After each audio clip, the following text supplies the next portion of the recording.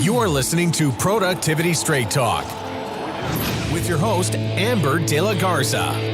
She is passionate, direct, and sometimes a little sarcastic, but always gives you what you need to succeed in business. Now, here's your host, Amber De La Garza, the Productivity Specialist. Welcome, and thank you for listening to Productivity Straight Talk. Today is episode 014, The Secret to Giving Yourself More Hours Each Day with Danny Phee. If you are an entrepreneur who wants to take consistent, massive, focused action in your business and life, then you're in the right place, and I'm so glad you've joined me. And if you are back for another episode, that is awesome, and thank you for being here. I am looking forward to introducing you to Danny Phee and you listening in on our conversation. I asked Danny to be on our show because I see him standing out in a very crowded workplace or industry, and that is real estate. And he stands out for his exceptional ways of using media to promote and service his clients and get leads and build his business. But more than that, I have him on here today because he has got some major consistency going on in his business. He's also got, what I can tell, some great personal productivity habits. And so I wanted to interview him and open it up and find out how he's doing it. A little more about Danny. Danny Phee was born and raised in Las Vegas and loves showing all the amazing things this city has to offer. Mr. Phee graduated with a bachelor's degree from UNLV in 2008 with concentrations in business administration and communication, gaining his initial business experience with a mobile billboard advertising company he started in 2005. Danny added to his experience as general manager of an ultra lounge on the Las Vegas Strip. In 2014, Mr. Phee transitioned into the real estate industry by forming a media company that focused on promoting residential real estate sales and consulting powered by the Keller Williams platform. When listening in on my conversation with Danny, you're going to discover how to gain more hours in your workday, the secret to attracting clients and compelling them to do business with you, what you can do to get over the river, why the genre you categorize your business as affects your ability to grow it, and so much more. So let's dive right in and meet Danny. Hi, Danny Phee. Welcome to Productivity Straight Talk. How are you doing today? I'm doing great. I'm here on this beautiful Monday morning, and I'm looking forward to this interview. Well, I asked you to be here because I think you have some special qualities and experiences that our listeners can learn and glean some knowledge from. And I'm all about sharing the knowledge and experiences so that others can shortcut their learning curve. So let's jump right in. I want my listeners to know from your words a little bit about yourself and your business structure. So can you tell us a little bit about how is your business set up? What's a typical day look like for you, Danny? Let's start with there. Well, first, I was born and raised here in Las Vegas, and I went to the University of Nevada, Las Vegas, and I got a degree in business administration and communication. So I learned a little bit there, but it wasn't really what prepared me for where I am today. There was a lot of experiences that needed to happen for me to learn how to really structure my day. And I started in real estate in 2014 as far as residential real estate goes. And I had to kind of figure out how I wanted to structure my day. So today, what it looks like is I get up in the morning, I do a little bit of a workout, try to get my mind right by listening to some personal development, maybe some podcasts that are real estate related, or maybe even some Tony Robbins, just to get in the right mindset. And it really helps me jump right into my day, look at my calendar again, because I know I looked at it the night before, and then just start to execute on whatever I have scheduled in that calendar. Well, our listeners have listened to previous episodes, I'm sure, and if you haven't, you can go back and listen to those. But I really started with mindset as the foundation for productivity. So I love that you start your day with mindset, and it sounds like you have a little bit of routine and rituals to really set yourself up for success. And so thank you for sharing. So as a real estate professional, first and foremost, you certainly see yourself yourself as an entrepreneur. Is that correct? Absolutely, 100%. And I would say that that's been one of the major contributing factors to your success is that you saw yourself as a business owner from the very beginning. And so you make decisions, you make business decisions, you invest your time as a business owner, not just maybe a sales professional. Would that be correct? That is absolutely correct. And I'd even take it one step further. Early on in my career, I decided to label my business as a media company that just so happened to be in the business of real estate. And I found that to be very important because there's so many different arms that stretch from this business that I've decided to open and run. And real estate is one of those businesses where marketing is pretty much the foundation, in my opinion, and media is the foundation, in my opinion, to attracting those sales that you talk about. So I don't like to just look at myself as a salesperson.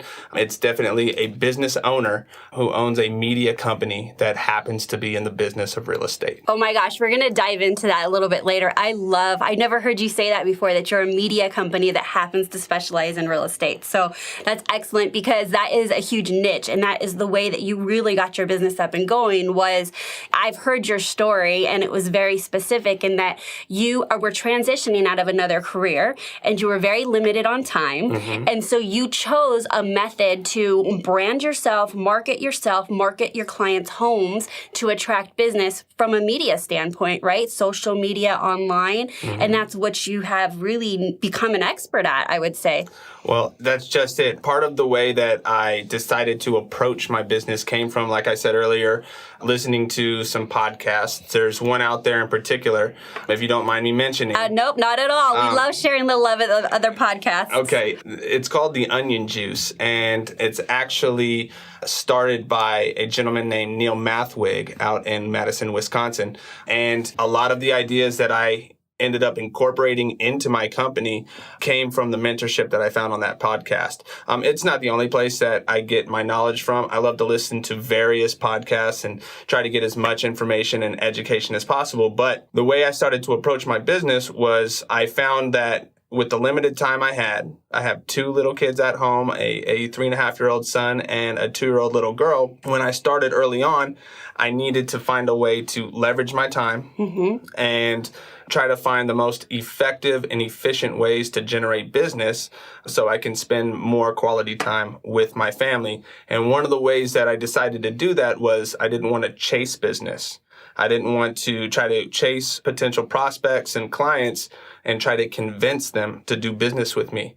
I wanted to attract them to my business through social media, and that way they would be compelled to do business with me. That way I knew that I would be working with people who wanted to work with me.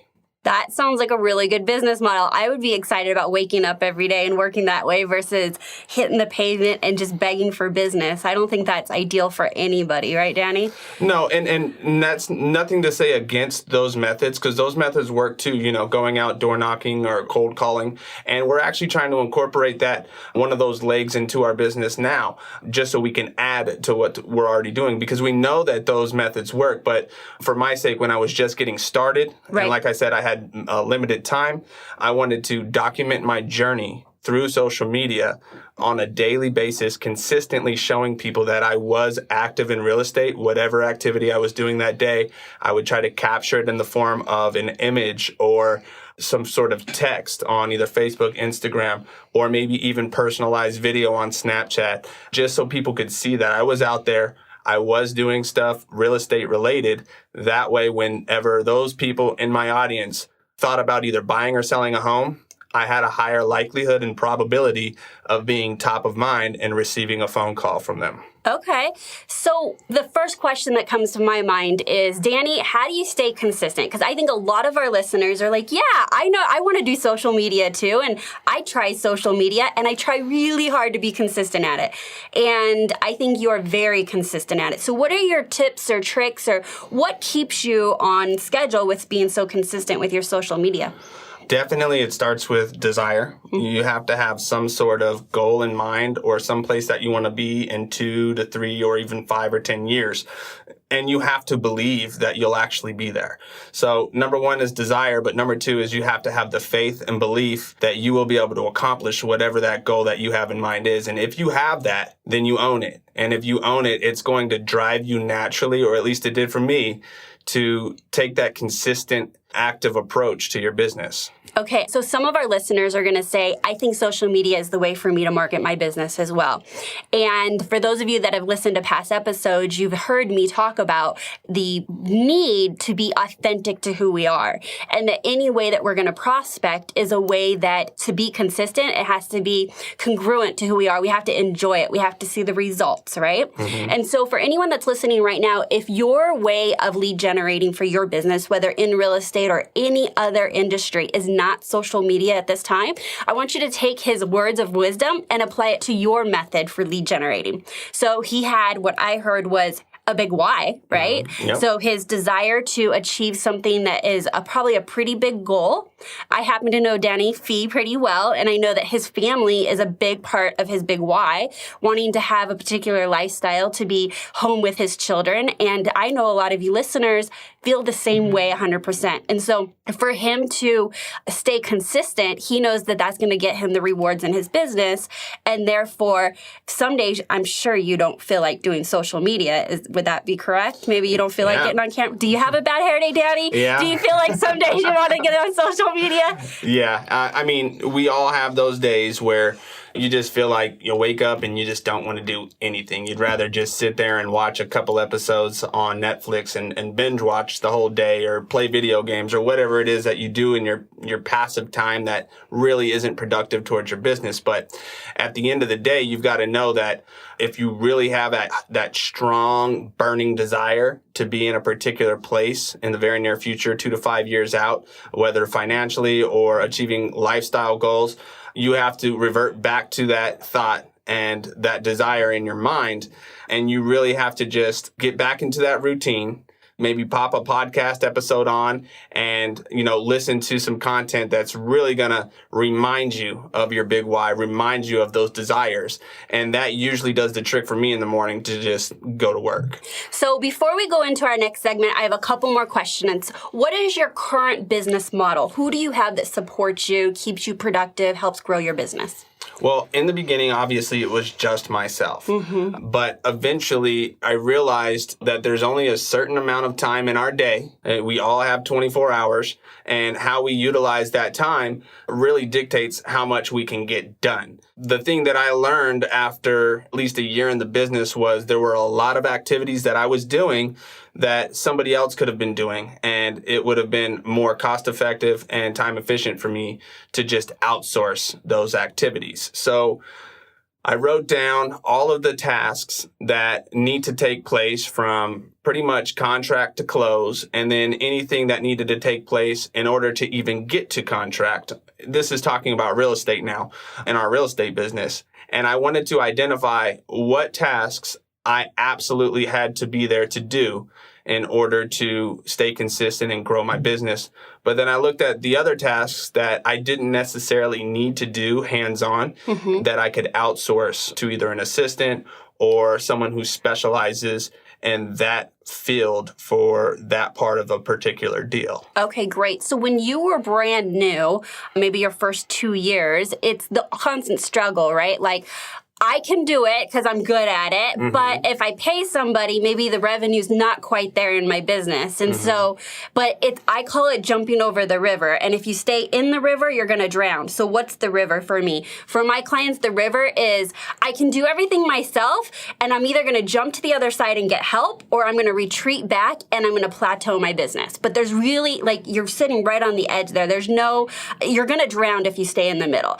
And that jump to the other side of the river to get help is sometimes the scariest. Mm-hmm. And so I know that you have been kind of transitioning, getting some additional help, and then adding a little bit more. And I'm assuming that that is a reflection of when you get help, you see additional revenue because you're now investing your time into the right activities, and then you can buy more time back with more help. Is that right, Danny? Absolutely. 100%. And it all goes back to that big desire, that big goal that you might have. It could be, for me, achieving 100 deals in a year, maybe 200 deals in a year.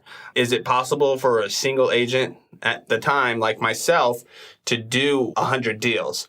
Maybe, but I would absolutely have no time for my family. I would have no time for additional clients to push it to 150 or 200 deals. And having the know-how and having the knowledge to outsource some of the activities involved in each deal would allow me to scale my business and produce more deals in order to ultimately grow the business and scale. Well, thank you for sharing that. And so I often ask my guests on the show how they're screwing their productivity, and they may not even know it. And so can I guess that perhaps you were screwing it by not getting an assistant or help soon enough in your business? Yeah. Okay. Absolutely. I thought that only I could do the work the way it needed to be done. I was the best person to fill out a disclosure. I was the best person to make sure that the SRPD was filled out correctly. I was the best person to coordinate, making sure that the loan officer had everything they needed from our clients, and coordinating with escrow to make sure that the signing appointment was set at the perfect time, and making sure that our clients were able to attend, and making sure that I'm able to attend. There's so many different aspects to just one deal, and I didn't think that there was anybody out there who could do it better than me. What I realized was there actually are a lot of people out there who can get the job done, and lo and behold, they're actually a lot better than me in certain areas. They actually love those tasks too sometimes, right? Like those I call it their blessings. So like what's a curse to you and you're like, I really don't want to be doing this, could be a blessing to them. They love doing the logistics of scheduling and all of that, and it comes natural to them. So I love that you are definitely leveraging your time with getting help. Mm-hmm. Before we go to the next segment, I have one more question for you. So you did that whole exercise of the entire workflow of how you service your clients, how you get clients and how you service clients, Two different workflows. I'm assuming it's 3 different workflows: how you service your sellers, how you service your buyers, and then just how you get clients in general. Mm-hmm. So Danny, share with us, what are your top tasks that you will never delegate that is primary to your growth of your business?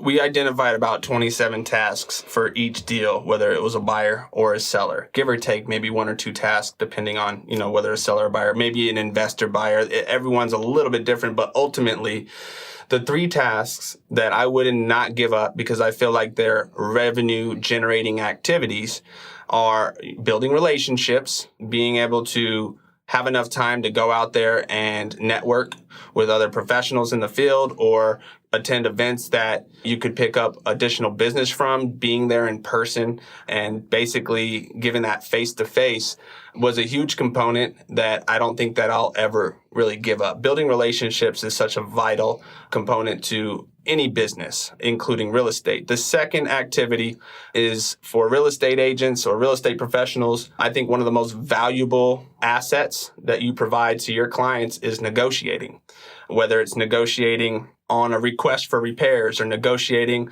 the price of a contract or negotiating particular terms of a contract to give your clients the most favorable deal.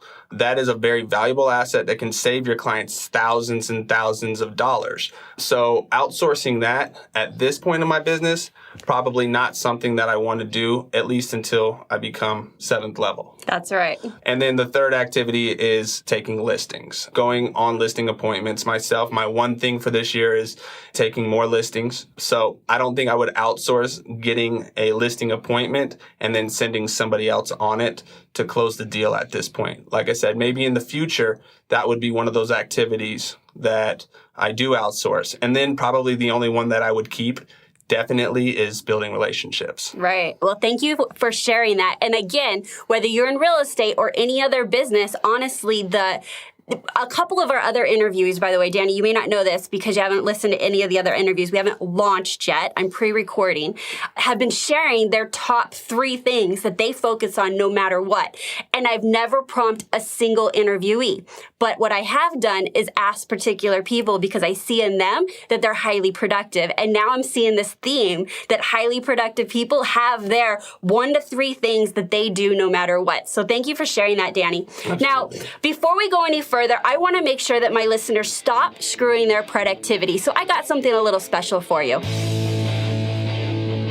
Want to reduce your stress? How about grow your business? Wish you had more time for family, friends, hobbies, and everything else you enjoy? Think you can't have all three? You're wrong. You just need to stop screwing your productivity. Text SCREW to 444999 to receive your free copy of 10 Ways You're Screwing Your Productivity.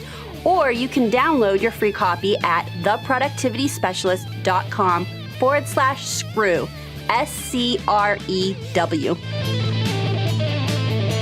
Now, let's get back to Straight Talk with Danny Phee. Danny, talk to me about your biggest productivity challenge that you've experienced in your business up until this point. I think, like I said a little bit earlier, just trying to do it all myself definitely limited the growth that I could potentially have in my business. So my first challenge was taking that first step, as you called it, was getting out of the river, getting on the other side of the river, and actually making my first hire. I decided to go the route of hiring a virtual assistant because I had a limited income or a limited amount of financial resources. I needed to make a business decision that would allow me to get some additional help, but that at a cost that was, realistic for me at the time. The virtual assistant that I chose has great talents. She's able to execute on generating comparative market analysis.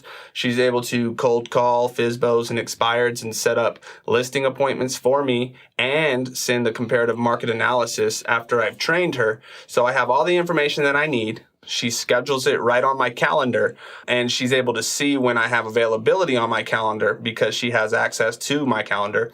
So she can schedule those appointments accordingly live when she's on the phone with potential prospects. This saves me an immeasurable amount of time from cold calling, allowing me to free that time up and use it on one of those 3 revenue generating activities like building relationships, taking listings, and negotiating. And I found finally taking that step, there was a little bit of growing pains with that. And, there's a little bit of training. But once you get your system in place for that, it really allowed me to start going on more listing appointments consistently without having to invest so much time in order to get each listing appointment, because now I'm able to get 6 additional hours a day from a trained and skilled professional. Even though she's in the Philippines, she does an amazing job. And instead of just having 24 hours in my day, now I have 30. And I love that you pulled out a particular project or task out of your business that directly correlated with your one thing, which was listings this year. And it's so repetitive that it was a little investment to train her, but now you're reaping that benefit 6 hours a day, every day on that. And that is powerful because sometimes we look at looking to get an assistant and we're like, we actually want them to do all of this stuff. And it's a list longer than our arm.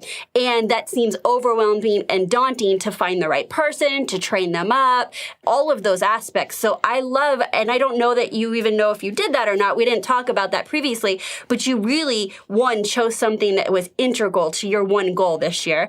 And that was so trainable that you were able to find somebody, the first time? Was this your first VA? No, it wasn't. Okay, so I did make the mistake of, with my first virtual assistant, any task or fire that popped up, trying to outsource that. And it became such a scattered mess. It was very confusing for her. And I'm pretty sure that she was overwhelmed. I was trying to teach her how to do all 27 steps that I needed to be outsourced as they came up in my business.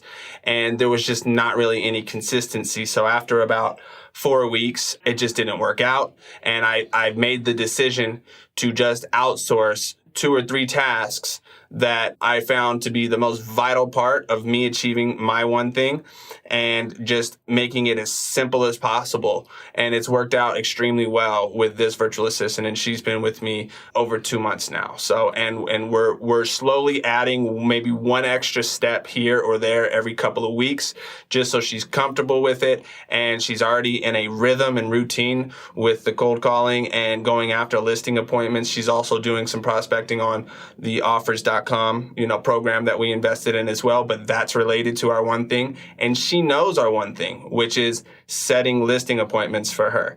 And there's a bonus structure involved with that as well. So I did learn some things from the first VA that I hired, and it's kind of evolved to a more simplistic, but a more effective approach. I love that. Okay, so I know our listeners are like, and Danny, how did you find this VA? So was there a program you went to? How did you interview her? Well, I definitely will tell you guys the story about this gentleman who I found on Snapchat, believe it or not. His name is Frank Salas.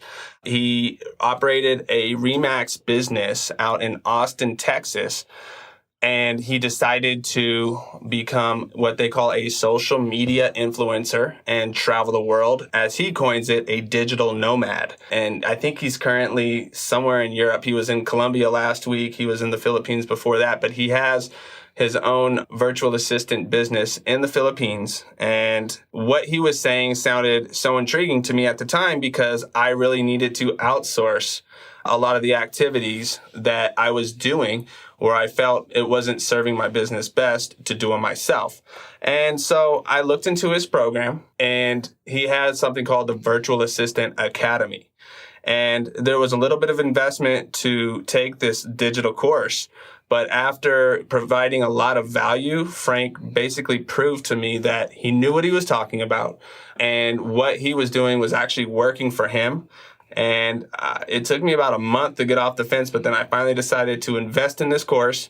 And I learned basically all the steps I needed to take in order to have a successful business owner to virtual assistant relationship. And that meant everything from using what we call screenshotmonitor.com to make sure that the tasks that we're assigning are actually being carried out. It's hard to track those things if the person that you're working with is on the other side of the world. Right. But with the technology and tools that are available, and a lot of them are free, you're able to effectively get some sort of workflow and rhythm going, but you're also able to check their work for quality control, quality assurance, and it's been working out great. So that's excellent. Yeah. Thank you for sharing that. We're going to share all of those links and resources in the show notes, and you can visit that at the end of the episode. I'll let you know what the show notes link is, but Okay. you can see that at theproductivityspecialist.com. And before we go, so you've been with your VA for 2 months, and you are looking to continue to expand, right? So you've gotten back 6 hours a day. You're going to reinvest that time. You're going to get more listings. What's your next move, Danny, in your business for growth? Definitely. Well, I've taken another step. I brought on a buyer's agent because it takes a lot of time to, nurture buyer leads. As you all know, listings, a lot of you might know, you have a little bit more of a way to leverage your time when you're taking listings and focusing on listings. But working with buyers, you definitely need to invest a little more time. You're getting into your car, you're opening up doors, you're showing houses, and you're providing value in the form of market knowledge and basically preparing your buyers for the buying process. It usually takes a little bit more time. Mm-hmm. What I found was I was getting double and triple booked with buyers or buyer leads that, I had nurtured to the point where they had been pre-approved, and now they're ready to go out and look at houses. And I'm like, great, but there's 3 different buyers who want to see houses at the same time. How am I supposed to be in 3 places at one time? It's impossible, right? That's right. I needed to find somebody who was experienced and skilled in the buyer specialist activities and helping convert those into contracts. And so I've recently been able to do that. And that's been working out for the past 2 months as well. The next step is finally letting go of my transaction coordination and making sure that everything that's in a file is there in a timely manner from contract to close. I don't know why I've let this go so far. I am actually super surprised. It's not the first thing that got let go That's not the first thing that let go. And usually it's the other way around. Usually an admin or assistant will get hired to do that first. It's just, I don't know if it's my attention to detail or just wanting to be involved in each deal just to make sure everything's right. Because, I don't know what it is. Maybe I'm just wired that way, but I can understand why most people would be surprised I'm letting that go so late in the game. Yes, I've got some newer agents that I work with, and they're going to be super successful, but they're like, can I give away my transaction coordinating now? I'm like, it's your first deal. No, you need to learn how to do it. Yeah. And so it's very surprising. I mean, generally, someone that's really good at the relationships and being social and selling are not really highly skilled in the admin side. And so, Danny, I think you're going to find out that while you think you're great at it, your admin's going to be able to do it in half the time. So I can't wait to hear until you get your own TC to handle your transactions for you. Well, Danny, I just want to thank you for being here today. You have been wonderful, and you shared a lot of amazing knowledge and information through your journey of hiring a VA. That's really big and on a lot of entrepreneurs' minds on what it kind of seems really scary. And I think people are afraid to take that first step. And so we've been able to learn through you and take that first step and kind of journey through that. And I think that the rewards of 6 hours a day in return is well worth any of that journey, whether you get your first bad VA or not, or whatever that looks like. And so thank you so much for sharing. But before we end, I want my listeners to find out a little bit more about you. How could they find out about you or reach you? All you have to do is go to Google and type my name, Danny Phee, or go to Facebook or Instagram or Snapchat and just type the words Danny Phee, which is my first and last name. And all the information that you need to know about me is going to pop up there. Okay. And Danny, your last name, spell it for us, just so we know. So D-A-N-N-Y is my first name, Danny, and my last name is Phee, which is P-H-E-E. Great. Thanks for spelling that, because I want to make sure everyone can find you and listen and reach out to you. And one last thing I leave our listeners with. I want to know how you take consistent, massive, focused action in your business. It truly, and it's just as simple as this. I hope this would work for you guys if you implement it. It's a mindset thing. You wake up in the morning and you really have to visualize your goals. You really have to have a desire to achieve those goals. And if you have that, if you have a burning desire to do that and you 100% believe that you can do it, and no doubt, 1% doubt, you're out. You have to believe 100% that you're going to achieve that goal. You're going to be able to find it easier to take consistent action and just show up every day. It's almost like a mantra that I have, hashtag show up every day. And that's what I do. My one thing for my daily activities is just try to get one post out there that's real estate related and documenting my journey through real estate. And by doing that, I know that I'm leveraging my time, because once you create media in the form of a social media post, whether it's a picture or some text or a video, that media works for you over and over again. People go and they'll look you up, especially if they're starting to think about doing business with you. They're going to go and check those social media networks. They're going to go and look at your website. And all the content that you have there is content that you've put there sometime in the past, but it's still working for you. It's still giving you that leverage. So knowing that that powerful method exists, that's one of the things that drives me to show up every day, because I know I'm leveraging myself by putting that content out there. It's one of those things that's going to help me achieve my goal in the future of, financial freedom and, time freedom with my family. So it drives me to take that action and document my journey, which really isn't hard to do because I enjoy what I do. And so I love sharing it with people. So it comes naturally. It's become a habit. And a lot of people ask me, how do you get all that done? And it's like easy to me because I'm in the habit, I'm in the routine, and I have a rhythm of doing it every day. Yeah, I follow you. And so I happen to know you personally outside of social media, but those that only know you through social media, you're authentic. It's the same way. And then people get to know you. And so when they sit before you and say, come list my house, or I want to buy a house with you, it's like a natural evolution in this relationship that you've built through social media because you're one and the same. And I think you are doing a very great job at that. And thank you for being so consistent, because I know that you're very inspiring to other realtors, real estate professionals, entrepreneurs, and just the fact that you are consistent, you have a plan, you've tied that to your goals, and now you're seeing the results. Yeah, 100%. And thanks for those words. I honestly didn't realize it would have an impact like it's had.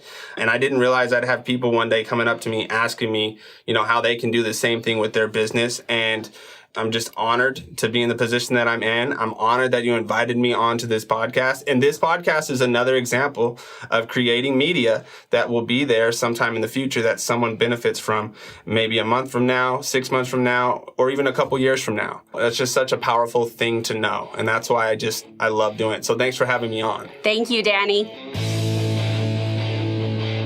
Well, there you have it. Another episode interviewing an entrepreneur.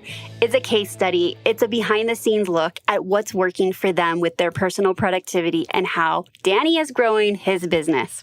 While I've loved having you listen to Productivity Straight Talk, I need to be straight with you. No change, no change. Without taking action, nothing will change for you or your business. So based on what you learned today, what are you going to take action on today?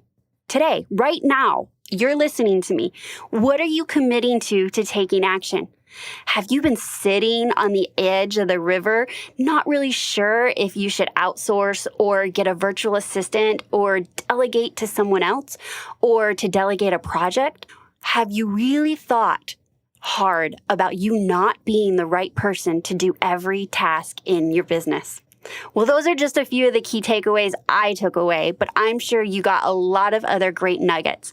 And here's the thing. I love learning too. I'm obsessed with podcasts and reading and audiobooks, but none of that matters if you don't take the action to change. So I want this for you. I want you to change to improve and grow your business.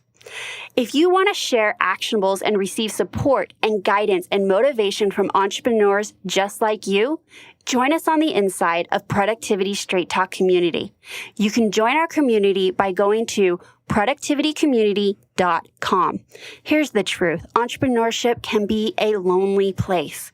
Sometimes our family or our spouses just don't get it. And if you are on this entrepreneurial journey feeling a little on your own, then join us inside this community. We are in here to support the growth of you and your business, to improve productivity, to increase profits. So that's my straight talk for you today. And until next time, have a productive week.